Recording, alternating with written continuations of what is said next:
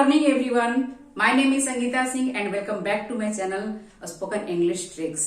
आज की वीडियो में आप गाइस प्रेजेंट परफेक्ट टेंस को समझेंगे और इसके पहले आपने फ्यूचर कॉन्टिन्यूअस टेंस को समझा। तो गाइस अगर आप वीडियो को नहीं देखे हैं तो please do check it out. और भी टेंसेस के ऊपर गाइस मैं वीडियो बना चुकी हूँ और वहां पर हर एक वीडियो में गाइस आप कुछ न कुछ नया सीखेंगे और कुछ कंफ्यूजन को दूर करेंगे। तो गाइज आप इस वीडियो में भी कुछ कंफ्यूजन को दूर करेंगे। So without any further delay let's get into the video. तो गाइज प्रेजेंट परफेक्ट टेंस का मतलब ही होता है कि कोई काम परफेक्ट हो चुका है, कोई क्रिया पूर्ण हो चुकी है। प्रेजेंट कॉन्टिन्यूअस यानी कि कोई कार्य जारी है, लेकिन प्रेजेंट परफेक्ट यानी कि कोई काम पूर्ण हो चुका है, बोलते वक्त कोई काम पूरा हो चुका है, परफेक्ट हो चुका है। तो गाइज यहाँ पर एक बहुत बड़ा कंफ्यूजन है कि इसके सेंटेंसेस भी पास्ट से रिलेटेड होते हैं। तो कहां पर पास्ट इंडेफिनिट टेंस का यूज करेंगे और कहां पर हम प्रेजेंट परफेक्ट टेंस का यूज करेंगे, यहाँ पर एक बहुत बड़ा कंफ्यूजन होता है गाइज। तो गाइज मैं आपको बता दूं कि इस टेंस का यूज हम तब करेंगे जब कोई काम या तो अभी अभी खत्म हुआ हो, या कुछ दिन पहले खत्म हुआ हो, या कुछ महीने पहले खत्म हुआ हो, या बहुत महीने पहले खत्म हुआ हो, लेकिन उसका कनेक्शन अभी प्रेजेंट से है। तो इस सिचुएशन में गाइस हम लोग प्रेजेंट परफेक्ट टेंस का यूज करेंगे। प्रेजेंट परफेक्ट टेंस यानी कि काम पास्ट में हो चुका है लेकिन उसका कनेक्शन अभी प्रेजेंट में है, प्रेजेंट टाइम से है।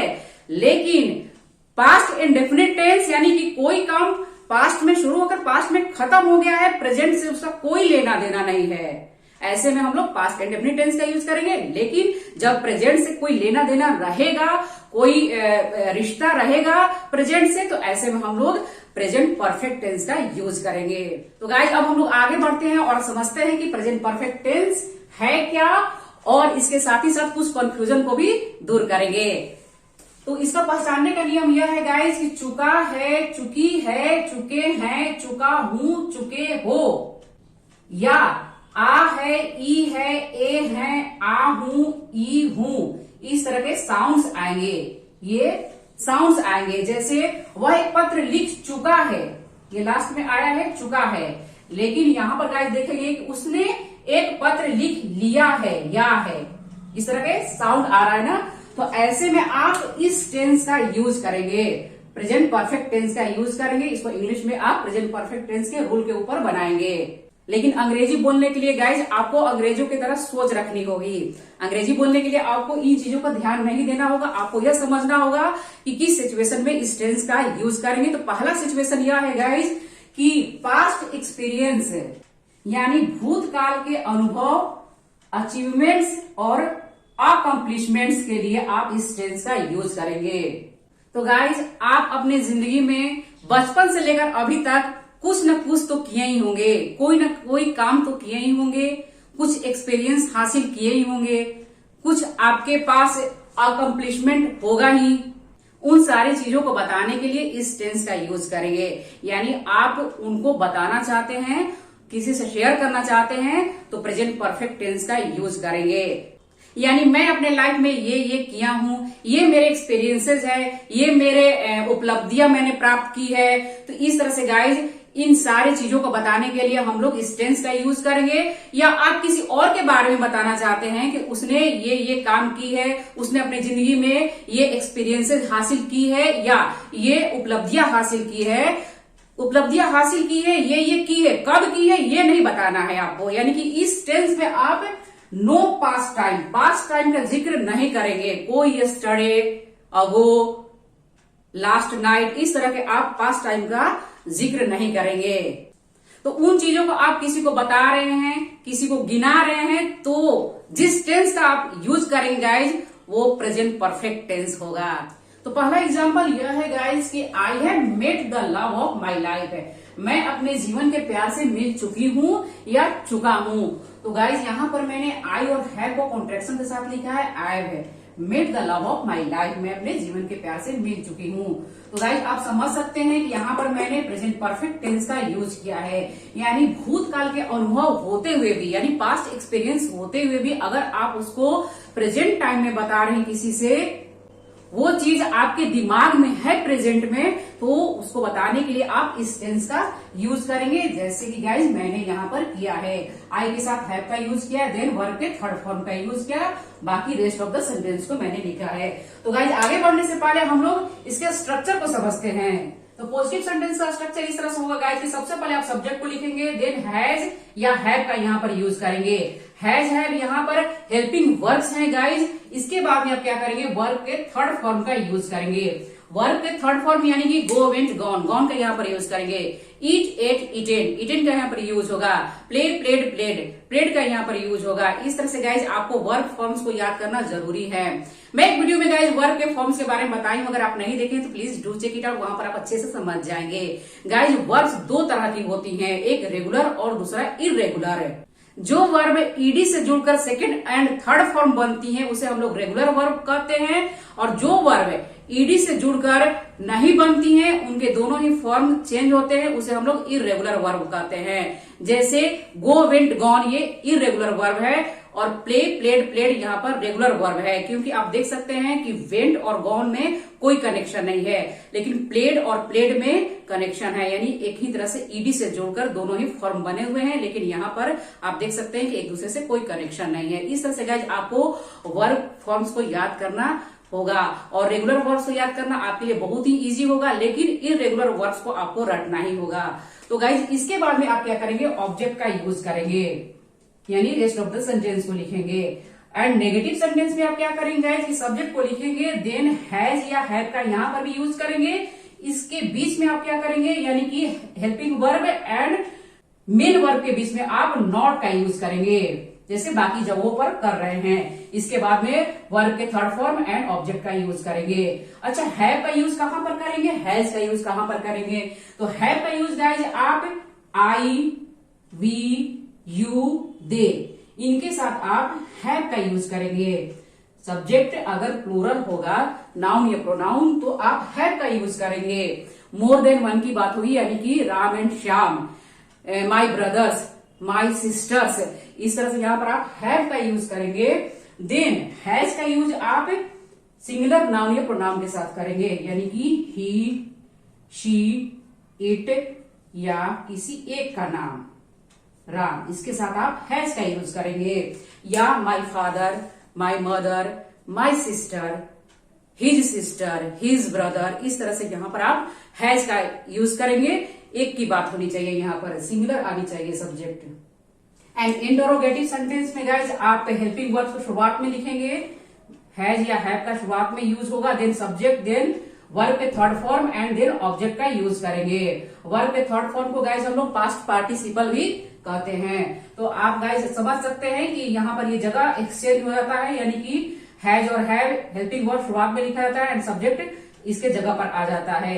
देन इंटरोगेटिव नेगेटिव में गाइज आप क्या करेंगे कि यहाँ पर नॉट का यूज कर देंगे, यानी कि हेल्पिंग वर्ब का शुरुआत में यूज करेंगे, देन सब्जेक्ट, देन नॉट, क्योंकि इंटरोगेटिव एंड नेगेटिव की बात हो रही है। इसके बाद में वर्ब के थर्ड फॉर्म का यूज करेंगे, देन ऑब्जेक्ट का यूज करेंगे। और अगर आप क्वेश्चन वर्ड का यूज करना चाहते हैं तो यहाँ पर क्वेश्चन वर्ड का यूज करेंगे, यानी व्हाट, व्हाई, इस तरह से व्हेन, क्वेश्चन वर्ड का यूज करेंगे, then helping verb, then subject, then not, then verb के थर्ड फॉर्म, देन ऑब्जेक्ट का यूज करेंगे। और हैज नॉट का कॉन्ट्रैक्शन गाइज हैजंट होता है एंड हैव नॉट का कॉन्ट्रैक्शन हैवंट होता है।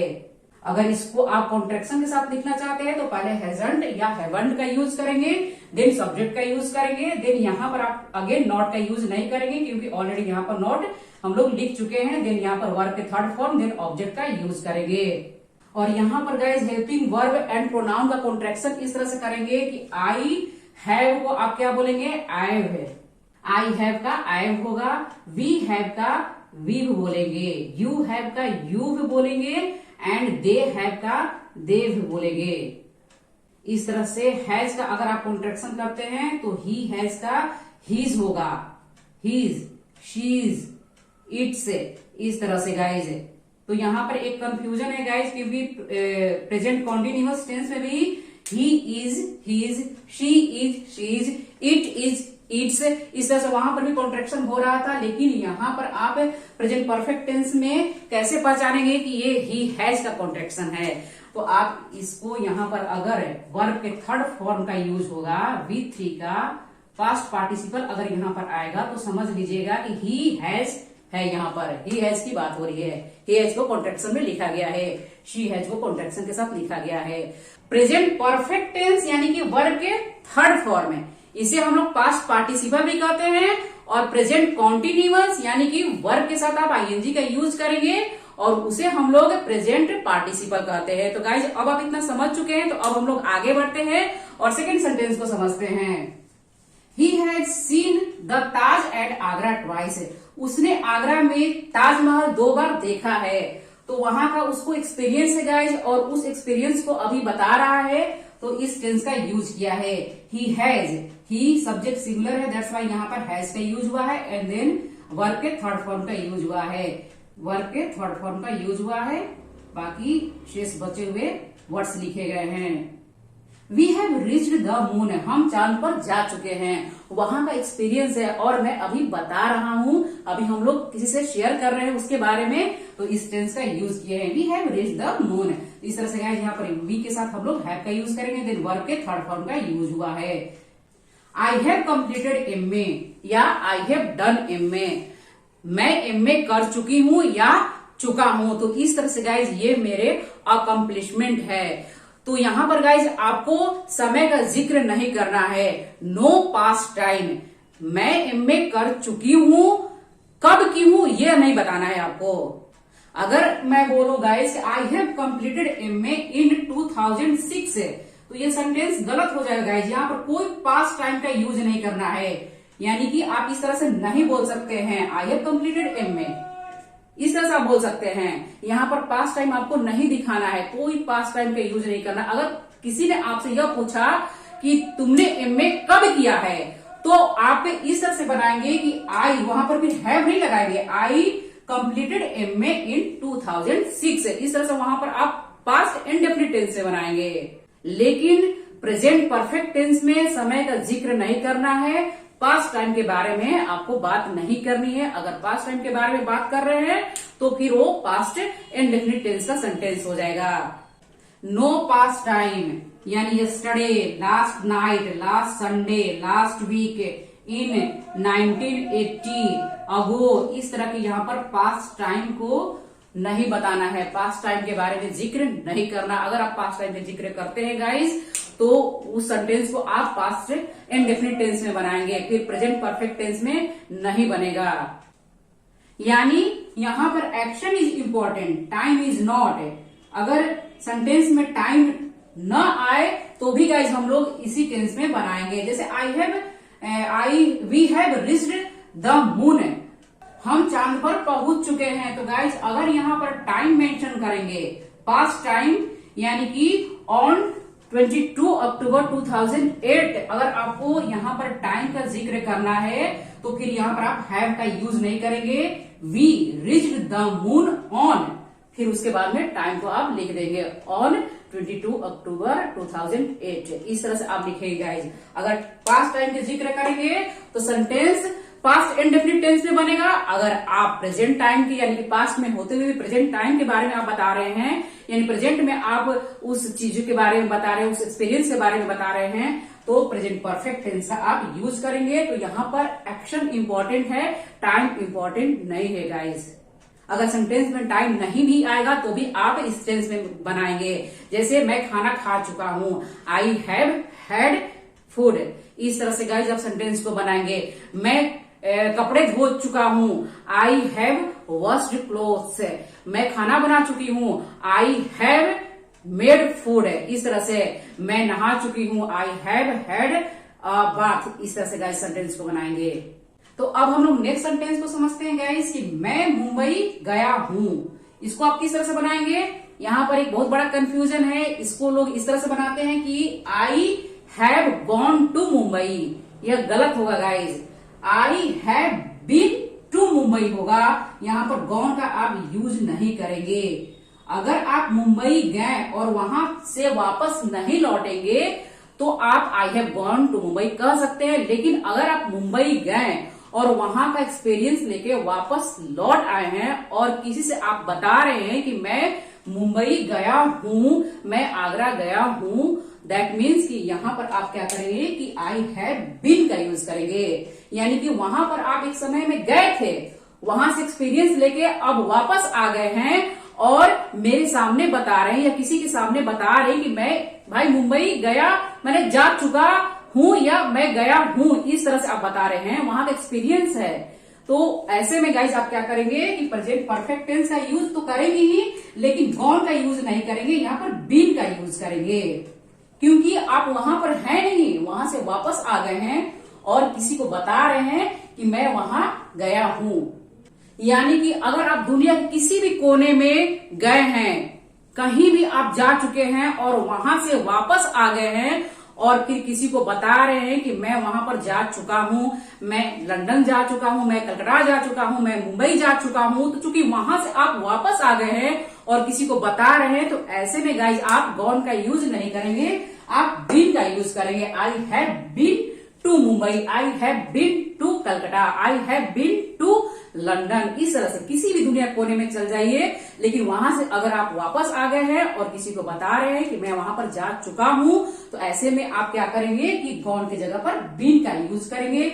यहाँ पर बहुत बड़ा एक कंफ्यूजन था गाइस, जिसको आप दूर कर चुके हैं, क्योंकि बहुत लोगों को यही मैंने कहते हुए सुना है कि हैव गॉन बोलते हैं, I have gone to Mumbai, जबकि वे लोग वापस आ चुके हैं फिर भी इस तरह के सेंटेंस बोलते हैं। तो ये सेंटेंस गलत होगा गाइज, आप यहाँ पर आप बीन का यूज करेंगे। तो आई होप कि गाइज अब आप इतना समझ चुके हैं, तो अब आप ले लीजिए स्क्रीनशॉट। तो अब हम लोग गाइज आगे बढ़ेंगे और सेकंड सिचुएशन को समझेंगे और इसके साथ ही साथ कंफ्यूजन को भी दूर करेंगे गाइज। सो वीडियो को एक सेकंड के लिए भी मिस मत करिएगा गाइज, ये वीडियो आपके लिए बहुत ही जरूरी है। So the second situation is, जो कार्य अभी अभी या हाल फिलहाल खत्म हुआ हो, एक्शन कंप्लीटेड रिसेंटली, यानी जो काम अभी अभी हुआ हो तो उसको बताने के लिए हम लोग इस टेंस का यूज करेंगे ही करेंगे। जैसे he has come to Delhi recently, वह हाल ही में दिल्ली आया है। तो इस तरह से आने का काम अभी अभी हुआ है। तो गाइज यहाँ पर सब्जेक्ट ही है, दैट्स वाई हम लोगों ने यहाँ पर हैज का यूज किया है। ही के साथ आप हैज का यूज करेंगे। देन कम केम कम, वर्ब के थर्ड फॉर्म का यूज हुआ है। And second one is, my brother has return from Kanpur presently, मेरा भाई इस समय कानपुर से लौटा है। लौटा है, आ है, ई है, ए है, इस तरह के साउंड्स भी आ सकते हैं गाइज। जरूरी नहीं है कि चुका है, चुकी है, चुके हैं, आए, आ है, ई है, ई आ है, ई है, ई हूं, इस तरह के साउंड्स भी आ सकते हैं। तो आप इनको नहीं देखकर चलिए, मैं फिर वही बात बोलूंगी कि आपको इनको नहीं देखना है कि सेंटेंस के अंत में इस तरह से आएंगे तो मैं प्रेजेंट परफेक्ट टेंस में बनाऊंगी, जी नहीं, आपको सिचुएशन को देखना है। सिचुएशन है कि कोई काम हाल फिलहाल यानी अभी अभी खत्म हुआ है, तो इसके लिए हम लोग इस टेंस का यूज करेंगे। जैसे my brother has return from Kanpur presently, मेरा भाई अभी अभी यानी इस समय कानपुर से लौटा है। तो गाइज यहाँ पर प्रेजेंटली, रिसेंटली, इस तरह के ये प्रेजेंट से रिलेटेड टाइम एक्सप्रेशन है गाइज। आप यहाँ पर सेंटेंस बोलते समय इनका यूज कर सकते हैं, जैसे already, so far, as yet, just now, till now, recently, presently, this year, etcetera. इस तरह से सेंटेंस बोलते समय गाइज इन टाइम एक्सप्रेशंस का आप यूज कर सकते हैं, यानी प्रेजेंट से रिलेटेड टाइम एक्सप्रेशंस का आप यूज कर सकते हैं। लेकिन यहाँ पर आप पास्ट टाइम का यूज नहीं करेंगे, नो पास्ट टाइम, जैसा कि मैं पहले भी बता चुकी हूँ गाइज। यहाँ पर yesterday, last night, last Sunday, ago, इस तरह से कोई पास्ट टाइम यहाँ पर यूज नहीं होंगे। अगर आप पास्ट टाइम का यूज करेंगे तो फिर यहाँ पर सेंटेंस हैव के साथ नहीं बनेगा, सेंटेंस पास्ट इंडेफिनिट टेंस में बनेगा। इसका आप विशेष ध्यान दीजिएगा। And next one is, I have ईटेड, मैं खा चुकी हूँ। आपको चिंता करने की जरूरत नहीं है, मैं खा चुकी हूँ, मेरा पेट भरा हुआ है। आहा, खाना बहुत ही स्वादिष्ट था, अभी भी मेरे मुंह में उसका स्वाद है। तो गाइज इस तरह से जो काम हो गया है, खत्म हो गया है हाल फिलहाल में, यानी खाने का काम अभी अभी हुआ है, उस खाने का स्वाद मेरे मुंह में है ना, तो इस तरह से आई हैव ईटेन, मैं खा चुकी हूँ। आपको चिंता करने की जरूरत नहीं है। आई के साथ हैव एंड वर्ब के थर्ड फॉर्म का यहाँ पर यूज करेंगे। And next one is, have you not had your breakfast, have you not had your breakfast. यहाँ पर गाइज ध्यान दीजिएगा कि हैव और हैड दोनों का ही यूज हुआ है। तो गाइज मैं आपको बता दूं कि हैव यहाँ पर हेल्पिंग वर्ब है, हैज और हैव यहाँ पर प्रेजेंट परफेक्ट टेंस के हेल्पिंग वर्ब्स हैं। तो चूंकि है यू सब्जेक्ट है, दैट्स वाई यहाँ पर हैव का यूज हुआ है। हैव यहाँ पर हेल्पिंग वर्ब है और यहाँ पर इंटरोगेटिव एंड नेगेटिव सेंटेंस यह है गाइस, इसलिए हेल्पिंग वर्ब को हम लोग शुरुआत में लिखे हैं, देन सब्जेक्ट, देन नॉट का यूज हुआ है एंड देन हैड जो है खाने पीने के लिए भी हम लोग हैव का यूज करते हैं। तो यहाँ पर थर्ड फॉर्म का यूज हुआ है, तो हैव का थर्ड फॉर्म हैड होता है। Have, had, had. तो यहाँ पर खाने के लिए हैड का यूज किए हैं हम लोगों ने, यानी have, had, had, V1, V2, V3 और यहाँ पर कोई चीज खाने पीने के लिए यूज हो रहा है।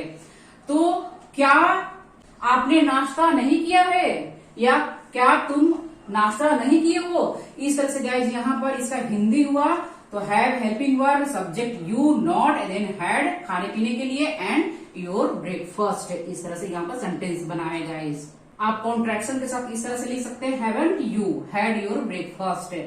हैव और नॉट को एक साथ लिख सकते हैं, haven't you had your breakfast. तो गाइज यहाँ पर हैव और हैड को लेकर आप कंफ्यूज मत होइएगा, है ना। हैव यहाँ पर हेल्पिंग वर्ब है और यहाँ पर हैड जो है मेन वर्ब है, यानी कि खाने पीने का जो ये काम हो रहा है इसके लिए यहाँ पर हैड का यूज हुआ है। तो हैव का थर्ड फॉर्म हैड होता है, तो यहाँ पर थर्ड फॉर्म का यूज करना है, दैट्स वाई यहाँ पर हम लोगों ने हैड का यूज किया। एंड नेक्स्ट वन इज ऐसे एक्शन को बताने के लिए जो पास्ट से हो रहा था और अब तक चल रहा हो, यानी जो काम पास्ट यानी भूतकाल से शुरू होकर वर्तमान में भी जारी हो, उसको बताने के लिए हम लोग इस टेंस का यूज करेंगे। तो गाइज यहाँ पर सिंस और फॉर का यूज होगा। सिंस फॉर का यूज गाइज वैसे प्रेजेंट परफेक्ट कंटिन्यूअस टेंस यानी कि सभी कंटिन्यूअस टेंसेज में होता है, लेकिन यहाँ पर भी हम लोग इनका यूज करेंगे। तो सिंस का use guys point of time यानी कि डेफिनेट टाइम की जब बात होगी तो वहां पर सिंस का यूज करेंगे। स्टार्टिंग पॉइंट ऑफ टाइम, जिस समय से काम शुरू हुआ हो वहां पर हम लोग सिंस का यूज करेंगे। एंड फॉर का यूज ड्यूरेशन ऑफ टाइम, यानी कोई काम कितनी देर से हो रहा है, तो वहां पर हम लोग फॉर का यूज करेंगे, यानी कि पीरियड ऑफ टाइम के लिए फॉर का यूज किया जाता है। वैसे सिंस का यूज एंड फॉर का यूज कहां पर होगा गाइज, इसके ऊपर मैं एक वीडियो बनाई हूं, अगर आप उस वीडियो को नहीं देखें तो please do check it out, वहां पर अच्छे से समझ जाएंगे। तो यहाँ पर गाइज हम लोग अब सेंटेंसेस के साथ प्रैक्टिस करेंगे। We have lived in this house since 1990। हम सब इस घर में 1990 से रहते हैं, यानी कि 1990 से रहते हैं। तो गाइज अभी भी रह रहे हैं, यानी कि यहाँ पर समय के बारे में पता चल रहा है, पास्ट टाइम से रहते हैं और अभी भी रह रहे हैं। We have known each other for 10 years. हम लोग एक दूसरे को 10 साल से जानते हैं। तो यहाँ पर गाइस ध्यान दीजिएगा कि हिंदी के वाक्य के अंत में ताहे तीहे आ रहा है, तो क्या ये सेंटेंसेज हम लोग प्रेजेंट इंडेफिनिट टेंस में बनाएंगे। इसको इस तरह से आप लिखेंगे, we live in this house since 1990 या we know each other for 10 years. इस तरह से गाइज अगर आप लिखते हैं तो यहाँ पर गलत करेंगे, यानी कि ये सेंटेंसेस गलत हो जाएंगे गाइज। यहाँ पर आप ध्यान दीजिएगा, यहाँ पर एक बहुत बड़ा कंफ्यूजन है कि वाक्य के अंत में ताहे तीहे ते हैं आता है, तो वहां पर हम लोग उस तरह के सेंटेंसेस प्रेजेंट इंडेफिनिट टेंस में बनाए जाते हैं, सबको मालूम है। ताहे तीहे ते हैं आया है तो प्रेजेंट इंडेफिनिट टेंस में बनाना है, लेकिन गाइस सिचुएशन को समझना है, ताहे तीहे के चक्कर में नहीं पड़ना है। यहाँ पर एक पास्ट टाइम की बात हो रही है, यानी कि हम लोग एक दूसरे को 10 साल से जानते हैं, यानी पास्ट टाइम से जानते हैं और अभी भी एक दूसरे को जानते हैं। हम लोग इस घर में 1990 से रहते हैं, इस घर में 1990 से रहते हैं, तो पास्ट में भी रहते थे और अभी भी रहते हैं। तो ऐसे सिचुएशन में गाइस हम लोग प्रेजेंट परफेक्ट टेंस का यूज करेंगे, न कि प्रेजेंट इंडेफिनिट टेंस का यूज करेंगे। अगर आप प्रेजेंट इंडेफिनिट टेंस में इस तरह के सेंटेंसेस बनाते हैं तो गलत हो जाएगा गाइज। यहाँ पर एक बहुत बड़ा कंफ्यूजन है और कई लोगों को मैंने सुना है कहते हुए कि रहते हैं, ताहे, तीहे, ते हैं, आए हैं। तो यहाँ पर हम लोग प्रेजेंट इंडेफिनिट टेंस का यूज करेंगे इस तरह से, we live in this house since. गलत हो जाएगा गाइज, गलत सेंटेंस, गलत। आप यहाँ पर प्रेजेंट परफेक्ट टेंस का यूज करेंगे। सिंपल से बात है गाइज, उसको आप बचपन से जानते हैं, बचपन से जानते हैं। यहाँ पर एक टाइम आ रहा है, पास्ट टाइम की बात हो रही है, बचपन से लेकर अभी तक ये जानने का काम हो रहा है। जैसे यहाँ पर आपने देखा ना कि ऐसे एक्शन को बताने के लिए जो पास्ट में हो रहा था और अभी भी जारी है, तो जानने का काम पास्ट में शुरू हुआ लेकिन अभी प्रेजेंट में भी है ना, अभी भी जानने का काम है। एक दूसरे को हम लोग जानते हैं, यहाँ पर रहने का काम हो रहा है इस घर में, तो पास्ट से रहकर अभी भी हम लोग रह रहे हैं, प्रेजेंट में भी अभी रहते हैं इस घर में। तो ऐसे कंडीशन में हम लोग क्या करेंगे, इस टेंस का यूज करेंगे, ना कि प्रेजेंट इंडेफिनिट टेंस का यूज करेंगे। चीजों को समझना है, न कि ता है, ती है, ते है, चुका है, चुकी है, चुका है, आ है, ई है, ए है के चक्कर में पड़ना है गाइस। यानी कि यहाँ पर देखिए कुछ बात और हो रही है, वहां पर इंडेफिनिट टेंस से बात कुछ और है।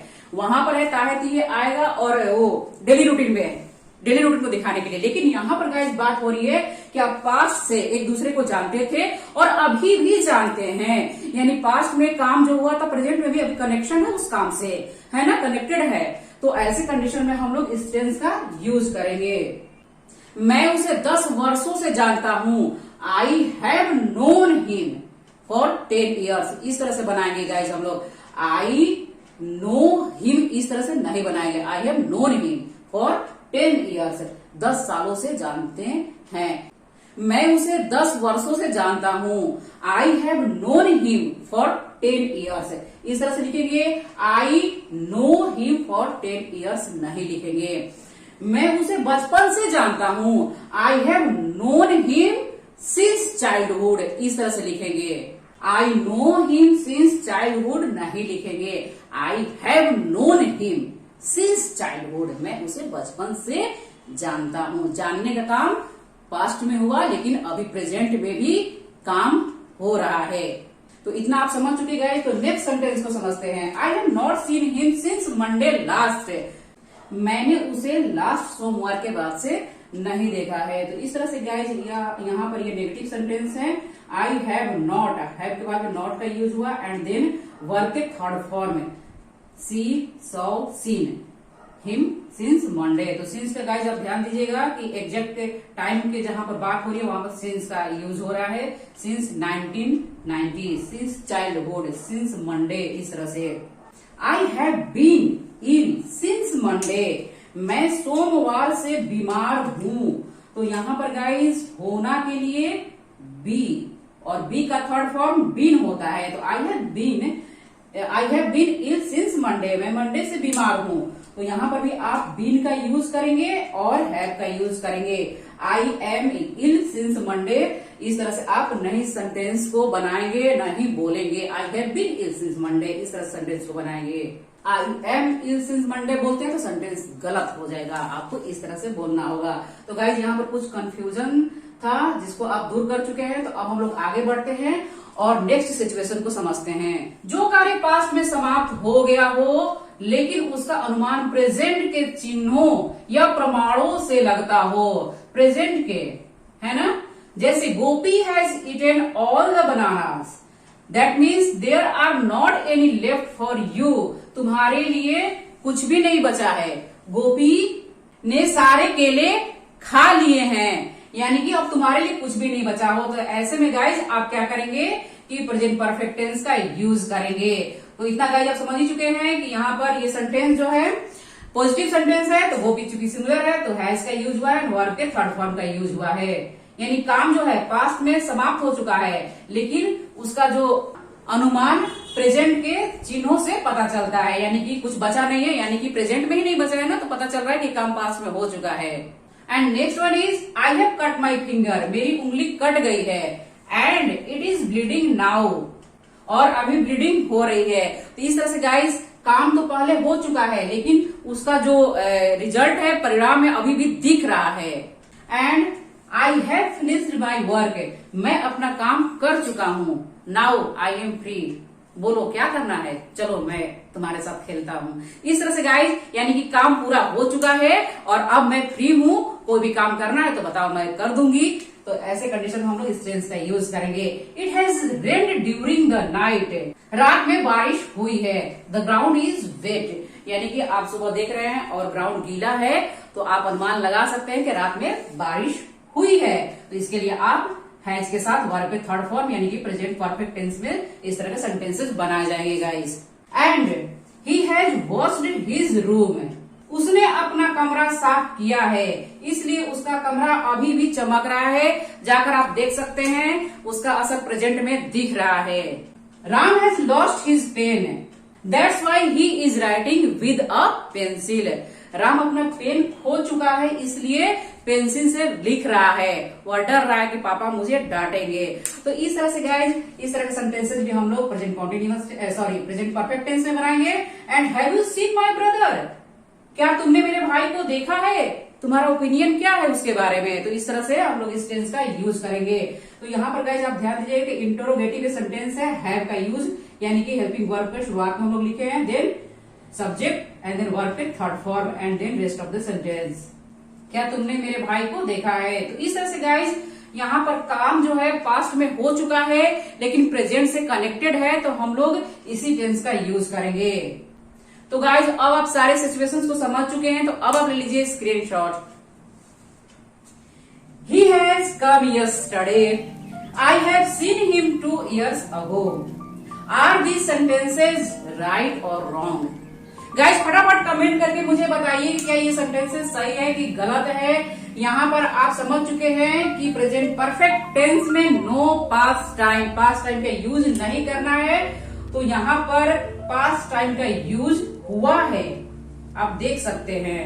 अगर आप पास्ट टाइम का यूज करते हैं तो ये सेंटेंसेज किस टेंस में बनाए जाएंगे, वहां पर उस टेंस में आप बनाएंगे, तो यहाँ पर आप क्या चेंज करेंगे, फटाफट आप कमेंट करके बताइए गाइज। आपको वीडियो कैसी लगी प्लीज प्लीज प्लीज कमेंट करके जरूर बताएं। आई होप कि आज का लेसन आपको पसंद आया होगा। गाइज अगर वीडियो अच्छी लगी हो तो प्लीज लाइक जरूर कर दे, चैनल पर नए हैं तो सब्सक्राइब कर दे और साथ ही साथ बेल के निशान को दबा दे ताकि आने वाले वीडियो की नोटिफिकेशन आपको मिल जाए। तो गाइज अपने दोस्तों में शेयर करना मत भूलें ताकि उन्हें भी कुछ ग्रामर रिलेटेड कंफ्यूजन हो तो इस वीडियो को देखकर दूर कर सके। I will see you next video, till then keep learning, keep practising.